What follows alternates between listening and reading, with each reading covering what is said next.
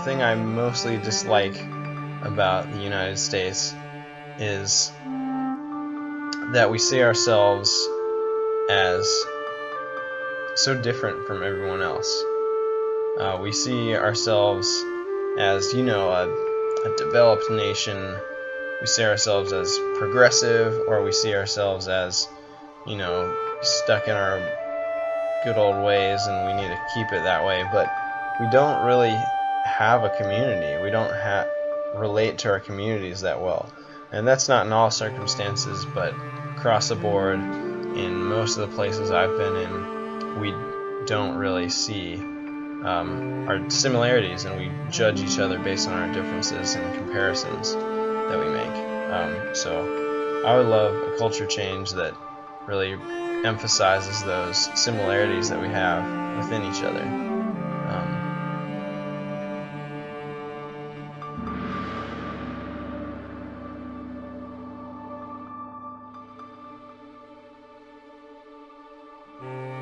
He has some weird ideas.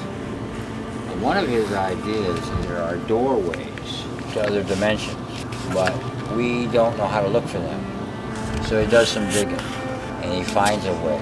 And strange things start to happen. So he decides that he's going to go through the doorway after someone who is used to going through the doorway goes through it. So he's going to try and follow someone into another dimension. And he does that briefly for about 10 seconds, and it scares the hell out of him. And he had taken only one step in, and he turned around and took one step out. And then he goes home and starts to think about it. So after a period of time, he gets himself together, and he gets himself ready, and he goes looking for a doorway of his own. And he finds one. And he steps through it. And on the other side, the tale begins. Because he's out there looking, and he's trying to figure out what this other world is. He can see it, but he doesn't understand it.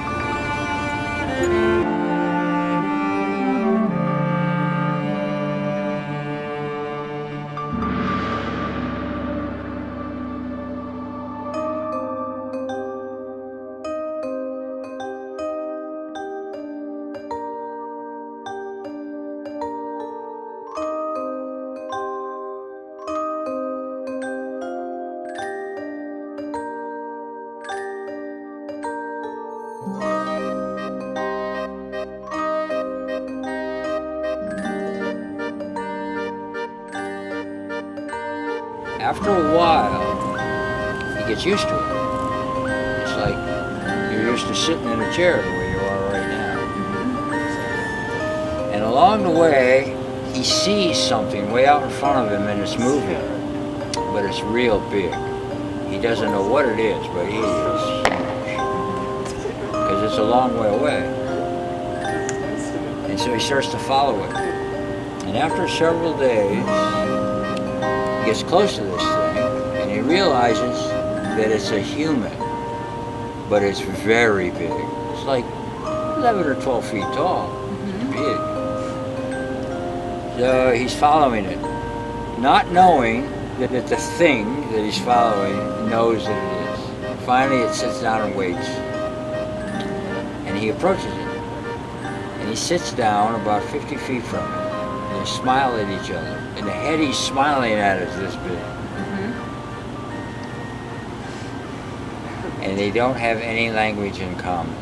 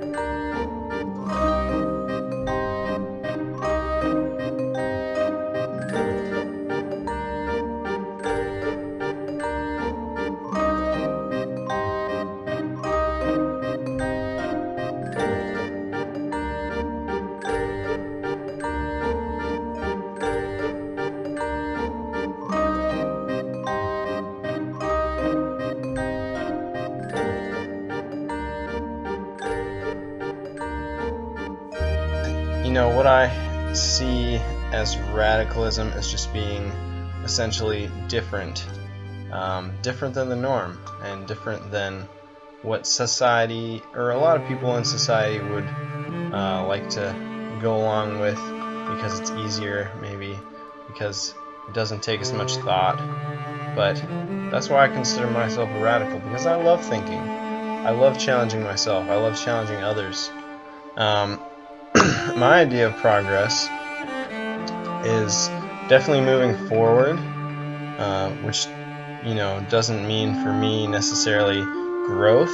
I don't think growth in a quantitative sense is always progress, but I think that growth in quality, in the quality of our lives especially, and the quality of our interactions, can be definitely progress.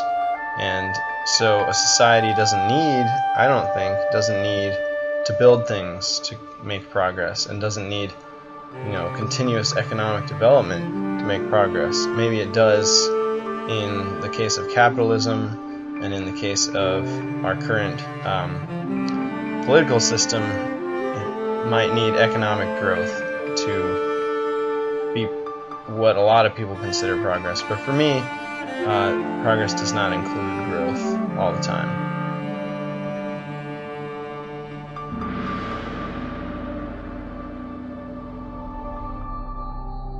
He takes him over a mountain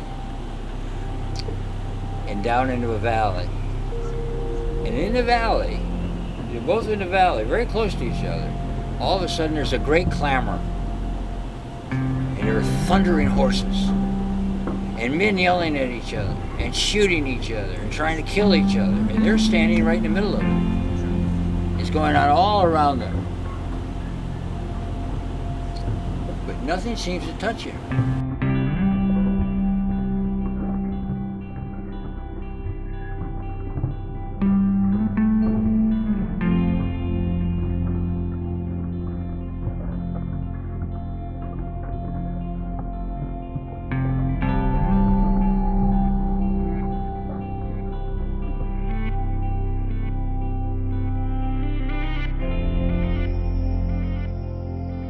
And they go on. They just go right on through, keep right on doing what they were doing, getting farther and farther away. And he's following this huge giant.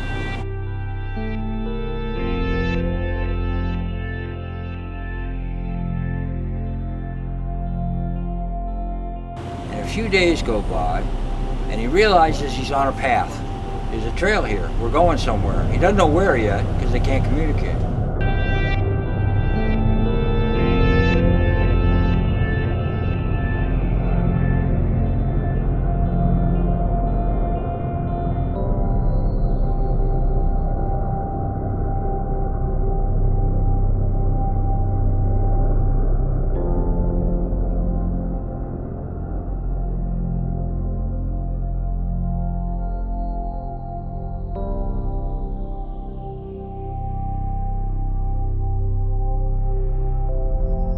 Going and going and going. And the fabric that they're standing on is rent. And there's this huge hole, and he's looking down at it, and he's looking into the sky. And he realizes that whatever it is that he's looking at, it's an illusion.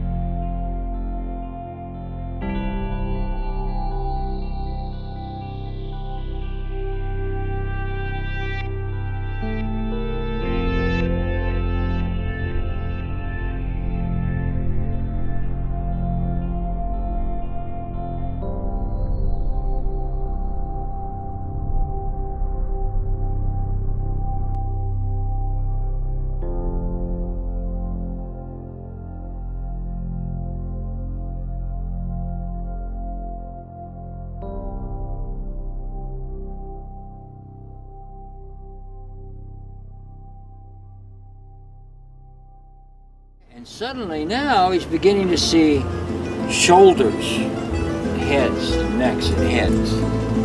Tick, tick, tick, all around him. Fields of them. All over people.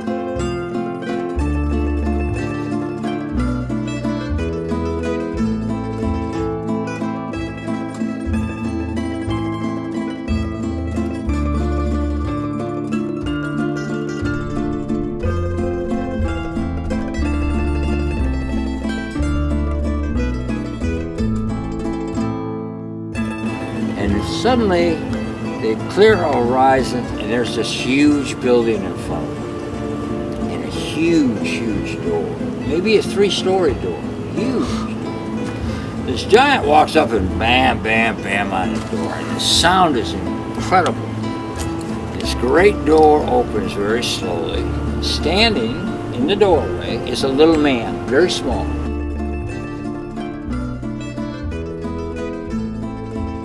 Man, very small, only came up to the pilgrim's waist, so much smaller than the giant, not even over his ankles. And he turns and he looks at the giant and he makes a sound, and the giant recognizes it, and they're conversing. And the little man looks over at Pilgrim and says, in English, "Who are you?" He says, "My name is Pilgrim." He said, "What do you seek?" He said, "The truth." The little man said, "You're welcome." He said, "How do you learn? Are there books?" He said, "Oh, the library is on the next floor. It's as big as this floor. Is there anything that you wanted?" And as he's talking, he sees the giant. He's walking away towards a door on the other side of the building. And he says to the little man, "Where's he going?" He said, "He's going to Heaven's Gate." He said, "What language were you speaking?" He said, "It doesn't matter." He said, "He doesn't need your language. All he needs is your thought."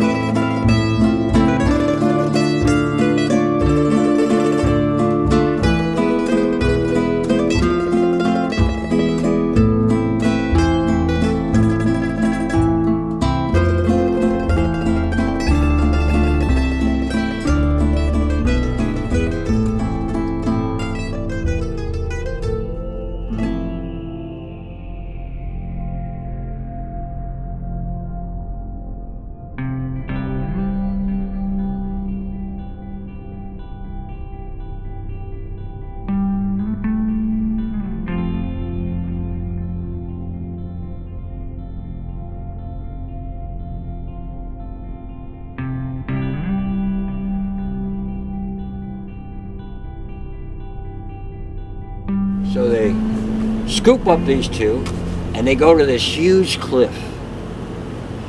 And he's standing right on the edge of this cliff. And there are hundreds of angels around him walking back and forth, making all kinds of noise. And he looks out over this cliff, and it is black from left to right as far as you can see. There's nothing. Zero, black everywhere. And they're standing on the edge of a cliff that goes down forever. And they're nervous. And suddenly there's this little guy next to him. He says, "Listen, man, just sit over here by the rocks. It'll be cool. You'll be all right." He disappears. And so Pilgrim didn't know what to do. He just kind of snuggled up next to the giant and looked out into the nothing. And suddenly, way out there in the nothing, there was this little tiny speck of light. Meanwhile, these angels are just dancing all around, talking, arguing with each other, all kinds of shit happening. And this little speck of light it's getting bigger. It's getting bigger.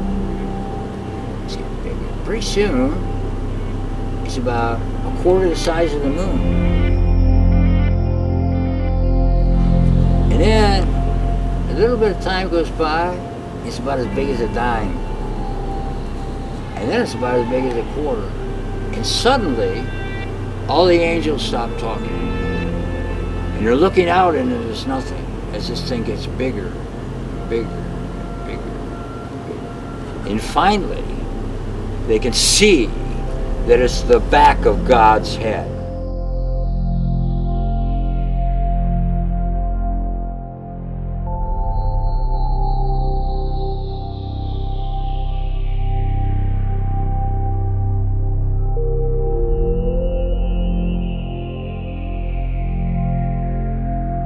Just like that, he's gone.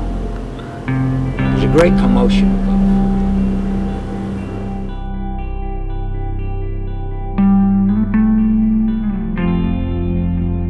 Suddenly, there's this little man. He's saying, listen, it's going to be all right. It's going to be all right. I'm going to take you back up where you were when I let you off.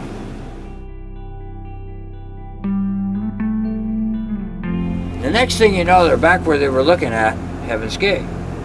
And the giant turns around and he starts to head down the mountain. The pilgrim is all shook up and cold to boot because it's really cold where they're at. And so the giant's got a real head start. And in the morning in the light, Pilgrim's on his knees puking and really scared because he's lost the giant. He has no clue where he's at. And as he's bent over on the ground, looking at the puke that he's just puked, there's this voice next to him. And he turns and looks, and there's this little man. Listen, Peter's going to be all right.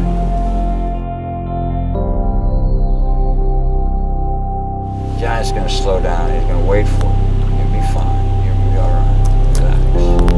He turns to leave. Pilgrim says, who are you? He said, oh, they call me Jay. And he's gone. And that's the story of Heaven's Gate. That's kind of some of the things that I read. Yeah, I like that. Wait, you wrote that? Yeah. And other things. Yeah. That's really good. No, that's all right. It doesn't sound as good as it reads. No, you're a good storyteller. Yeah.